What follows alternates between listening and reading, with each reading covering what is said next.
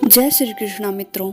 इस वीडियो में श्रीमद् भगवत गीता के 18 अध्याय और 700 श्लोकों को आज की पीढ़ियों में प्रत्येक मनुष्य के लिए, चाहे वह कोई भी हो, उसके करियर में, जीवन में, रिश्तों में, उसके प्रत्येक समस्याओं का समाधान करने के लिए कैसे भगवत गीता का उपयोग किया जा सकता है, ये बताया गया है। दोस्तों, यहाँ पूरे 18 अध्यायों को शामिल किया गया है और हर एक अध्याय की शुरुआत से पहले मैं आपको बताऊंगा कि उसमें आपको क्या सीखने को मिलेगा। फिर उस अध्याय को बहुत ही आसान भाषा में आपको समझाया जाएगा और उसके बाद उससे होने वाले हमारे जीवन में सभी अच्छे परिणामों के बारे में आपको बताया जाएगा। मित्रों, अगर आप सोचते हैं कि भगवत गीता में सिर्फ यह लिखा है कि भगवान की पूजा कैसे करते हैं, तो आप गलत हैं, क्योंकि भगवत गीता सिर्फ एक किताब या धार्मिक ग्रंथ नहीं है, बल्कि इसमें वह ज्ञान है जो इस पृथ्वी पर जीवन जीने वाले प्रत्येक व्यक्ति के लिए उपयोगी है। यह गीता हमें सिखाती है कि इस दुनिया में सपने कैसे पूरे किए जा सकते हैं, हमारी पर्सनैलिटी कैसे बनती है, कैसे पॉजिटिव एनर्जी बनाई जा सकती है, खुशी क्या होती है, बड़ी बड़ी प्रॉब्लम का क्या सलूशन कैसे ढूंढा जा सकता है, डिसीजन कैसे लिए जा सकते हैं, और भी न जाने बहुत कुछ। जीवन के सफ़र में हम सभी अपने सपनों को पूरा करने की इच्छा रखते हैं और यह सच है कि हम सब कुछ अच्छी तरह से पाना चाहते हैं। हर कोई अपने करियर में तेज़ी से आगे बढ़ना चाहता है और करोड़पति बनने का सपना देखता है। हम सभी अपने जीवन में बहुत कुछ सीखना चाहते हैं और जीवन के हर पहलू को समझने की कोशिश करते हैं। यह गीता हमें जीवन जीने का सही तरीका बताती है, हमें यह जानने में मदद करती है कि मरने के बाद हमारे साथ क्या होता है, और यह भी बताती है कि ब्रह्मांड कैसा बना है और भगवान के अस्तित्व की गारंटी कैसी है। क्या हम पूर्व जन्म लेते हैं? क्या यह जीवन रियल है या एक भ्रम? लेकिन क्या हमने यह सोचा है कि हमारे सपनों को पूरा करने के लिए हमें बिना थके, बिना किसी मार्गदर्शन के, बिना सही दिशा की सफलता मिल सकती है? क्या हमारा मोटिवेशन इतना मजबूत होना चाहिए कि हम कभी हार ना माने? हमने कई बार देखा है कि हम जब कभी किसी मोटिवेशनल वीडियो को देखते हैं तो हमारा जोश तो बढ़ जाता है, लेकिन जैसे जैसे हम अपने कर्मों में लग जाते हैं तो वही हमारा उत्साह भी कहीं गायब हो जाता है। दोस्तों, श्रीमद् भागवत गीता के माध्यम से हम जीवन का वास्तविक उद्देश्य आत्मज्ञान की प्राप्ति होती है, ईश्वर की भक्ति और निस्वार्थ कर्म है। यह सभी मोह माया और भौतिक बंधनों से ऊपर उठने का संदेश देती है। गीता में हमें बताती है कि स्थायी सुख और शांति भारी संसार में नहीं, बल्कि आत्मा की सच्चाई और ईश्वर में समर्पण होती है। हम अकेले काम करते समय मोटिवेशन की कमी महसूस होती है, तो इसलिए यह वीडियो लंबा हो सकता है, लेकिन यदि हम इसमें दिए गए रहस्यों को समझ लें, हमें किसी और मोटिवेशनल वीडियो की तलाश करने की आवश्यकता नहीं होगी और हमें अपने उस लक्ष्य की ओर बढ़ने में मदद मिलेगी जिसे हमें अपने जीवन में प्राप्त करना है। लेकिन यह समझने के लिए हमें ध्यानपूर्वक बैठकर इस वीडियो की बातों को सुनने और समझने का समय देना होगा। और अगर आप इस वीडियो को बीच में छोड़कर जाना चाहते हैं तो कृपया करके आप इसे स्किप कर दें, क्योंकि अधूरा ज्ञान ज्ञान नहीं होने से भी ज़्यादा खतरनाक होता है। पर भगवान श्री कृष्ण ने गीता में कहा है कि हमें किसी को ज़बरदस्ती गुप्त ज्ञान नहीं देना चाहिए। तो दोस्तों, इस सवाल का जवाब दीजिए, इस पृथ्वी पर जो न केवल हमारी बल्कि ब्रह्मांड की वर्तमान और भविष्य की सबसे महान मोटिवेशनल स्पीकर हैं, उनका नाम क्या है? हाँ, यही सच है, वह है भगवान श्री कृष्ण। महाभारत के युद्ध के मैदान में भगवान श्री कृष्ण की आज की तारीख से न जाने कितने ही युगों पहले एक ऐसा ज्ञान दिया था जो 11वीं सदी की दुनिया के लोगों की लाइफस्टाइल पर एकदम सही बैठता है। और यह जानकर भी बड़े बड़े लोग और रिसर्च करने वाले हैरान हो जाते हैं कि ऐसे कैसे हो सकता है कि उस महाभारत के युद्ध के मैदान में दिए गए ज्ञान को पढ़कर महात्मा गांधी, सुनीता विलियम और स्वामी विवेकानंद और न जाने कितने लोगों ने अपना जीवन बदल लिया है। दोस्तों, इस भगवत गीता के ज्ञान ने ही एक दुखी और हारे हुए धनुष नीचे गिरा देने वाले अर्जुन को महाभारत के युद्ध से पहले ही युद्ध का सर्वश्रेष्ठ विजेता बना दिया। आपके जीवन में जब खुद को सफलता की ओर बढ़ते हुए दिखाई देते हैं तो आपको यह महसूस हो सकता है कि आप अपने जीवन की सभी समस्याओं के सामने अर्जुन की तरह खड़े हैं और आपके लिए भी एक अद्वितीय गीता का ज्ञान उपलब्ध है और यह आपका अधिकार है कि आप उसे समझें और अपने जीवन में उसका मार्गदर्शन करें। भगवत गीता के अद्वितीय ज्ञान को समझकर आपको यह आश्चर्यजनक एहसास होगा कि यह अमूल्य ज्ञान हमें हमारे असली उद्देश्य की ओर ले जाता है। यह किताब संस्कृत में भले लिखी गई है, लेकिन उसका अनुभव आपको हिंदी, इंग्लिश और अन्य भाषाओं में भी मिलेगा। मैं आपको इस अद्वितीय युद्ध के मैदान कुरुक्षेत्र में लेकर जाऊंगा और यहाँ आपको समझाऊंगा कि आखिर क्यों भगवान ने अपना ज्ञान देने का निश्चय किया था। तो अब चलिए, हम कुरुक्षेत्र के युद्ध के मैदान में हैं, जहाँ पर पांडव और कौरव युद्ध के लिए तैयार हैं और यहीं से भगवत गीता का पहला अध्याय शुरू होता है। पहला अध्याय अर्जुन विषाद योग अर्थात अर्जुन की मानसिक दुविधा। दोस्तों, इस परम ज्ञान को जानने से पहले कमेंट में जय श्री कृष्ण अवश्य लिखेगा और इस वीडियो में आपको कुछ भी सीखने को मिल रहा है तो वीडियो को लाइक जरूर करिएगा और चैनल को सब्सक्राइब कर लीजिएगा। तो फिर चलिए दोस्तों, आगे बढ़ते हैं। इस पहले अध्याय से हम सीखते हैं कि कैसे हमारे जीवन में वह चीजें हैं जो हमें आगे बढ़ने से रोकती हैं। चाहे हमारे पास ज्ञान का बहुत बड़ा भंडार हो, हमारे पास काबिलियत हो, लेकिन फिर भी हम सही फैसला नहीं ले पाते और हमारे कार्य में सफलता नहीं मिल पाती। इसके साथ ही हम जानेंगे कि कैसे सपनों को हकीकत में बदलने के लिए मानव कैसे परिवर्तित हो सकता। कौरवों में दुर्योधन के मन में खुशियों की अनगिनत उम्मीदें थी।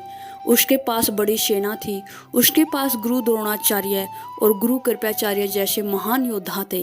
पांडव की सेना से अर्जुन, भीम और पांडव के 5 भाइयों के साथ भगवान श्री कृष्ण भी थे।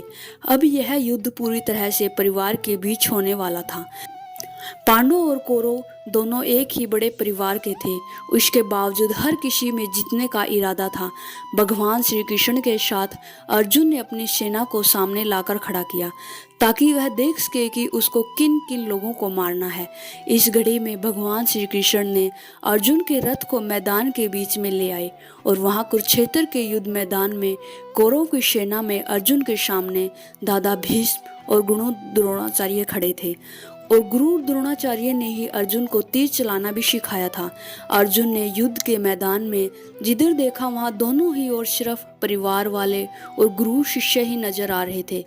इस दृश्य को देखकर अर्जुन बहुत ही दुखी हो गए और कृष्ण से बोले, यहाँ तो हर कोई मेरा सगा संबंधी है, मैं अपने ही लोगों को युद्ध में नहीं मार सकता। मुझे इस राज्य के लिए तो क्या, अगर कोई तीनों लोक भी दे दे तो भी मैं इस युद्ध को नहीं करूंगा जिससे मुझे अपनों को ही मारना पड़े। गीता के इस पहले अध्याय से हमें यह सीखने को मिलता है कि वास्तविक सोच कैसी होती है। हमें कभी कभी नहीं पता होता कि हमारे काम करने का इरादा क्या है, हम किस चुनौती का सामना करेंगे और जब हम किसी की बुरी स्थिति का सामना करते हैं तो हम संयम खो बैठते हैं, घबरा जाते हैं और अपना वास्तविक धर्म भूल जाते हैं। भले ही अर्जुन युद्ध कला में माहिर थे और वह युद्ध करने के लिए मैदान में धनुष उठाने की कला को सिखाने वाले गुरु द्रोणाचार्य के शिष्य थे, लेकिन वे अपने लगाव के कारण कर्म का सही फैसला नहीं ले पा रहे थे। इससे हमें यह सीखने को मिलता है कि जब हम जीवन में आगे बढ़ने के लिए तैयार होते हैं तो हमें अपने लगाव को खुद से दूर रखना चाहिए। मित्रों, आप इस तरह से समझ सकते हैं कि मान लीजिए आपके दिल से किसी भी व्यक्ति से गहरा प्यार है, लेकिन वह व्यक्ति आपके प्यार को समझने का मन ही नहीं रखते।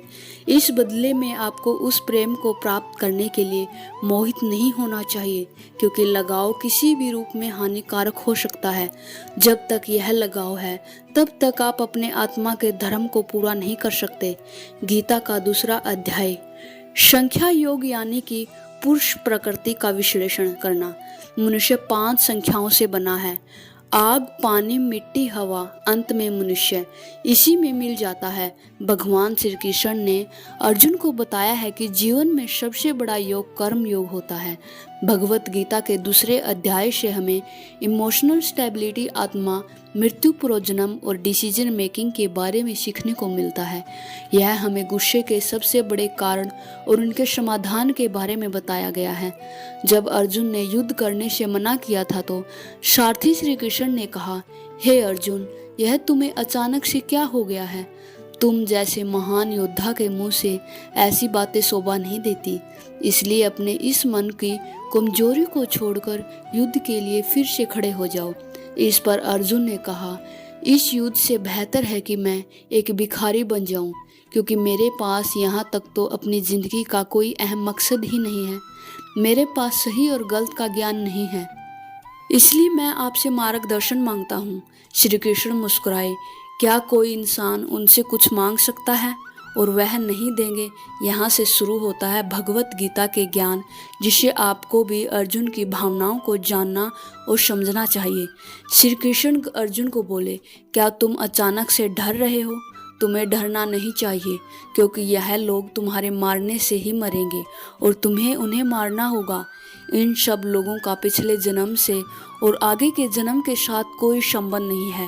वे तुम्हारे जैसे अनादि हैं। इसलिए जैसे कि तुम अपने पुराने कपड़े बदलकर नए पहनते हो, वैसी ही आत्मा शरीर को छोड़ देती है। हे अर्जुन, तू किसी मरे हुए इंसान को जीवित नहीं कर सकता, क्योंकि जीवन और मृत्यु का नियंत्रण सिर्फ मेरे पास है। तू तो उनकी मौत को सिर्फ एक कारण है, और यह लोग मरने के बाद में मेरे ही पास आएंगे, क्योंकि वे शरीर नहीं, वह तो आत्मा है, और आत्मा को किसी भी तरीके से नष्ट नहीं किया जा सकता। आत्मा अगले जन्म के लिए इस शरीर को त्याग देती है, जिस प्रकार तू अपने पुराने कपड़े बदलकर नए पहनता है। इस तरह से जैसे कोई कछुआ खुद को खुद में ही समेट लेता है, वैसे ही मनुष्य अपनी इच्छाओं को वश में कर लेता है। जो व्यक्ति अपने मन की सभी इच्छाओं और कर्मों के परिणामों को सोचना छोड़ देता है, वही स्थिर बुद्धि कहलाता है। जिसके मन में हर प्रकार का डर, भावना और क्रोध खत्म हो जाता है, वही मनुष्य शांत रहता है। जब हम अपनी इच्छाओं को पूरा करने के बारे में सोचते रहते हैं, तो हमें वह इच्छाएं अच्छी लगने लगती हैं, तो हमें उन इच्छाओं को पूरा करने का मन करता है। और जब उन इच्छाओं को पूरा करने से कोई रुकावट आती है, तो हमें गुस्सा आता है, और गुस्से में हम खुद को खो देते हैं, और फिर हम अपने कर्म और धर्म को भूलकर अपनी स्थिति से नीचे गिर जाते हैं। लेकिन जो व्यक्ति अपनी इच्छाओं को वश में करके उनका गुलाम नहीं होता, उसका अंतर्मन शुद्ध रहता है और उसके दुख का अंत हो जाता है। और जब उसके सभी दुख ही समाप्त हो जाते हैं, तो उसकी बुद्धि स्थिर हो जाती है। लेकिन जिसकी इच्छाएं और कामनाएं उसके मन से नहीं होती है, वह मनुष्य कभी शांत नहीं हो पाता। जब भी शांति ही नहीं मिल पाएगी, तो वह खुश कैसे रहेगा? उसकी हालात तो वह नाव की तरह होती है, जिसको उत्साहों के किसी भी दिशा में ले जाने की छूट मिल सकती है। स्थिर बुद्धि वाले प्राणी समुद्र की तरह स्थिर रहते हैं, और इसी प्रकार के जीव मृत्यु के बाद मेरी शरण में आते हैं। मित्रों, अब हम अध्याय के वास्तविकता पर आते हैं। और आप में से कई लोग होंगे जिन्होंने अपने प्रियजनों को खो दिया, और आज तक आप लोगों में से जिन्होंने अपने प्रियजनों की मृत्यु का दुख नहीं झेला है, उन्हें यह जान लेना चाहिए कि उनके जीवन में भी उनके अपने किसी सबसे प्रिय की मौत एक दिन अवश्य होगी। लेकिन उस वक्त उदास होने की कोई आवश्यकता नहीं है, क्योंकि खुद भगवान ने ही हमें स्मरण कराया है कि हमें अपने जीवन से पहले भी ही संसार में मौजूद नहीं थे, और मृत्यु हो जाने के बाद भी नहीं रहने वाले हैं। और इसलिए हमें मौत का डर नहीं होना चाहिए। इसका कारण यह है कि या तो हम परमात्मा में हमेशा के लिए मिल जाएं, या हमारा पूर्व जन्म होगा। और जब लोग सभी आखिर में एक ही जगह मिलेंगे, तो विलाप करने का क्या मतलब रह जाता है? और यही प्रकृति का नियम भी है। और आपको स्मरण रहे कि हम कोई शरीर नहीं हैं, हम तो केवल आत्मा हैं और उस परमात्मा के अंश हैं। और अगर हमें बनाने वाला ईश्वर है, तो हमें उनमें ही मिलने का प्रयास करना चाहिए। उनमें ही लीन होना जाना चाहिए। यह संसार तो एक भ्रम है जिसे उस परमात्मा ने बनाया है। हमने देखा था कि अर्जुन निर्णय लेने में असमर्थ थे। जब भी हम कोई निर्णय लेते हैं तो एक ओर हमारा मोह होता है और दूसरी ओर हमारा वास्तविक कर्म होता है, और इस खेल में हम यह नहीं कर पाते जो हमारा असली काम होता है और जो हमें जीवन में सफलता के मार्ग पर आगे बढ़ने में मदद करता है। इसे हम एक एग्जाम्पल से समझते हैं। मान लीजिए आपको अपने घर से दूर कहीं किसी और शहर में शिक्षा के लिए या नौकरी के लिए या अपने किसी लक्ष्य को पूरा करने के लिए जाना पड़ रहा है, तो आपको अपने परिवार का मोह तो छोड़ना ही पड़ेगा। इसी तरह से आपके प्रत्येक निर्णय में यह ध्यान रहे कि आपके मोह और आपके वास्तविक कर्म में कौन ज़्यादा महत्वपूर्ण है। इसके पश्चात हम चर्चा करेंगे कि हमारी समस्याओं का सबसे बड़ा कारण क्या है और उनका मुख्य समाधान क्या है। मित्रों, हमारे दुखों का सबसे महत्वपूर्ण कारण है हमारे खुद की इच्छाओं के बारे में विचार करना। जब हम अपनी इच्छाओं के बारे में सोचते हैं तो वक्त बीतने के बाद हम उन्हें पूरा करने की कोशिश करते हैं, और जब यह कोशिश असफल हो जाती है तो हमारे अंदर क्रोध पैदा हो जाता है। और क्रोध एक ऐसी चीज़ है जिसे कोई भी मनुष्य अपने शरीर को त्यागने से पहले नहीं छोड़ता। तो फिर आप अपने जीवन के बाकी हिस्सों में सच्ची खुशियों को कैसे प्राप्त कर सकते हैं? आप हमेशा अपने आप को समस्याओं से घिरा हुआ ही पाएंगे, क्योंकि यह दुनिया तो केवल आपके खुद की ही छाया होती है। अब आप सोच सकते हैं कि जीवन में कोई इच्छा नहीं रखने से सफलता कैसे हो सकती है, कैसे आप अपना नाम कमा सकते हैं। इसके बारे में भगवान श्री कृष्ण ने कहा है कि सबसे पहले आपको अपने कर्म को पहचानना होगा, यानी आपके लिए वह क्या करना जरूरी है जो आपको अपने लक्ष्य की प्राप्ति में सहायक होगा, और इसके बाद सफल होने की उम्मीद या असफल होने का भय दिल में पैदा नहीं किए बिना अपने कार्य को कैसे करें, क्योंकि आपको लगेगा कि यह कार्य मैं नहीं बल्कि स्वयं भगवान कर रहे हैं। और इसी प्रकार आपकी हिम्मत भी कभी नहीं टूटेगी, क्योंकि आपको यह लगेगा कि आप खुद नहीं बल्कि परमात्मा कर रहे हैं। तीसरा अध्याय कर्म योग। भागवत गीता के तीसरे अध्याय में हम जानेंगे कि कौन सी दो चीज़ें हैं जो हमें दुनिया में सफलता प्राप्त करने में मदद कर सकती है। हम इसमें यह भी समझेंगे कि हमें क्या और कैसे और अपने मन को नियंत्रित कर सकते हैं। हम अपनी पूरी आदतों को कैसे छोड़ सकते हैं और अपने मन चाही मंजिल कैसे प्राप्त कर सकते हैं। अर्जुन ने पूछा, क्या ज्ञान कर्म से ज़्यादा महत्वपूर्ण है? आप तो सन्यासी बनने की बात कर रहे हैं, लेकिन फिर भी युद्ध करने की सलाह दे रहे हैं। कृपया बताइए, मैं ज्ञान का मार्ग चुनूं या कर्म का मार्ग? कृष्ण ने उत्तर दिया, इस संसार में मैंने खुद को दो प्रकार के योग दिए हैं, एक है ज्ञान योग और दूसरा है कर्म योग। तुम मनुष्य हो, तुम अपने शरीर के कर्मों को पूरी तरह से छोड़ नहीं सकते। तुम्हें हर दिन काम करना ही पड़ेगा, जैसे कि तुम्हें खाना खाना और सांस लेना। अगर तुम अपनी इच्छाओं को किसी भी प्रकार से रोकने की कोशिश करोगे तो तुम्हें मन में कभी भी यह संदेश नहीं होने वाला कि तुम अपनी इच्छाओं के बारे में नहीं सोचोगे। इसका अर्थ है कि तुमसे जाने अनजाने में कर्म तो हो ही जाएंगे, क्योंकि तुम मनुष्य ही तो हो और तुम अपने धर्म से भी बंधे हो। इसलिए तुम्हारे लिए संन्यास के रास्ते की जगह कर्म का ज़्यादा रास्ता सही है। मतलब ज्ञान योग या संख्या योग की जगह कर्म योग उचित होगा।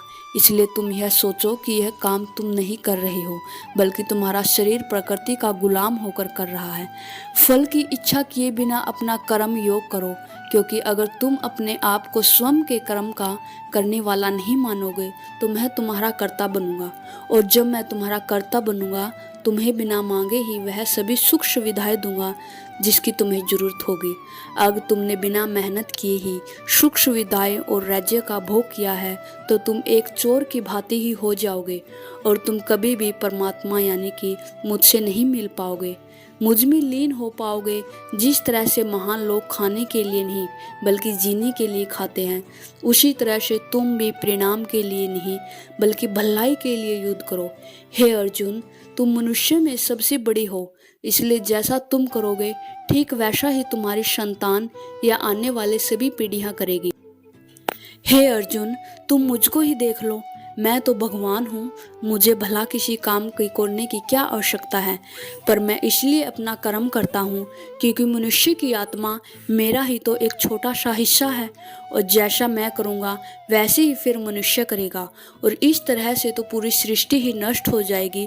अगर तुम्हारा साथ भी ना दे या तुम्हारी बुराई भी करे तो तुम उनको बिना कुछ कहे सिर्फ अपने कर्म करते जाओ, और ऐसा करने पर वह मनुष्य भी कुछ समय बाद तुम्हारे जैसा करना शुरू कर देगा। जो मनुष्य यह सोचता है कि वह कर्म खुद कर रहा है, उससे बड़ा मूर्ख और दुखी इस दुनिया में कोई नहीं है, और ज्ञानी लोगों के द्वारा ऐसे मूर्खों पर कभी ध्यान नहीं देना चाहिए। इसलिए हे अर्जुन, तुम भी अपने आप को इस कर्म बंधन में ना बांधकर बिना किसी आशा के, दया के और पश्चाताप के इस युद्ध को लड़ो। हे अर्जुन, खुद का धर्म और कर्म दूसरों के धर्म और कर्म से ज़्यादा अच्छा है और बड़ा समझा जाना चाहिए। भले ही हमारे द्वारा खुद के धर्म और कर्म के पालन करने में कोई कमी कसर क्यों ना रह गई हो। अर्जुन ने फिर से पूछा, अगर मनुष्य परमात्मा का अंश है तो उससे गलतियां क्यों हो जाती है और वह बुरे काम क्यों करता है। भगवान श्री कृष्ण बोले कि मनुष्य शरीर को भोग विलास करना चाहता है क्योंकि उसकी प्रकृति वैसी ही है, इसलिए अगर उसकी कामना पूरी नहीं होती तो वह गुस्से में आ जाता है, और जिस तरह धुएं की वजह से आग दिखाई नहीं देती, उसी तरह क्रोध और काम की वजह से मनुष्य को अपना कर्म, धर्म और ईश्वर दिखाई नहीं देते, और इसी वजह से क्रोध और कामनाओं में आकर मनुष्य अपनी इंद्रियों और मन पर कंट्रोल खो देता है, और ना चाहते हुए भी वह बुरे काम और गलतियां कर बैठता है। हे अर्जुन, तुम हमेशा याद रखना, इस शरीर से ज़्यादा शक्तिशाली है इसकी इंद्रियां, इंद्रियों से ज़्यादा शक्तिशाली है मन, और मन से शक्तिशाली है बुद्धि, और बुद्धि से ज़्यादा शक्तिशाली है तुम, यानी कि तुम्हारी आत्मा। इसलिए हे अर्जुन, अपनी आत्मा से अपनी बुद्धि को वश में करो, और तुम्हारी बुद्धि मन को वश में करेगी, फिर मन तुम्हारी इंद्रियों को वश में करेगा, और इंद्रियां तुम्हारे शरीर को, यानी तुम्हारे बुरे कर्मों को। मित्रों, श्री कृष्ण द्वारा कही गई बातों को अगर हम आज के परिवेश में देखें तो इस दुनिया में परिणाम दो चीज़ों से आते हैं, ज्ञान और कर्म, यानी कि नॉलेज और एक्शन। आज की दुनिया में हम दोनों चीज़ों को जोड़कर देखें तो हमारे लिए एक्शन भी उतनी ही ज़रूरी है जितना ज्ञान, यानी कि नॉलेज। ज्ञान का मतलब है यह नहीं है कि आप कुछ भी उठाकर, बल्कि नॉलेज का मतलब तो यह है कि आप यह सबसे पहले जान ले कि आपके लक्ष्य क्या है, आपकी काबिलियत और आपकी समस्या क्या क्या हैं, और इन सब को मिलाकर अपने लक्ष्य तक पहुंचने की आपको प्लानिंग क्या है। यह है आपके ज्ञान, यानी कि नॉलेज। इसके अलावा आपको एक और चीज़ में ध्यान में रखनी है कि आप शरीर नहीं हो, आप केवल एक आत्मा हो, और आपकी आत्मा यानी कि आप खुद अपनी अच्छी बुरी भावनाओं, अपने विचारों से भी बहुत ऊपर हो। अगर आप इस तरह से सोचेंगे तो अवश्य ही समस्याएं दूर हो जाएंगी और एक बहुत ही छोटी लगने लगेगी। इस अध्याय में आगे बढ़ने पर हम दूसरे रास्तों के बारे में भी जानेंगे। श्री कृष्ण कहते हैं, हमें कभी भी यह नहीं सोचना चाहिए कि कर्म हम कर रहे हैं, हमें यह सोचना चाहिए कि हमारे द्वारा ईश्वर कर रहे हैं। और जब हम इस तरह से सोचेंगे तो हमारे जीवन में दो अच्छे प्रभाव होंगे। पहला यह है कि अपनी मेहनत के परिणाम को लेकर आप कोई भी टेंशन नहीं होगी, और दूसरा यह है कि आप अपने मन को स्थिर करके सबसे ज़्यादा मेहनत करने लगेंगे। सभी शब्दों की बजाय यह आपको समझना चाहिए।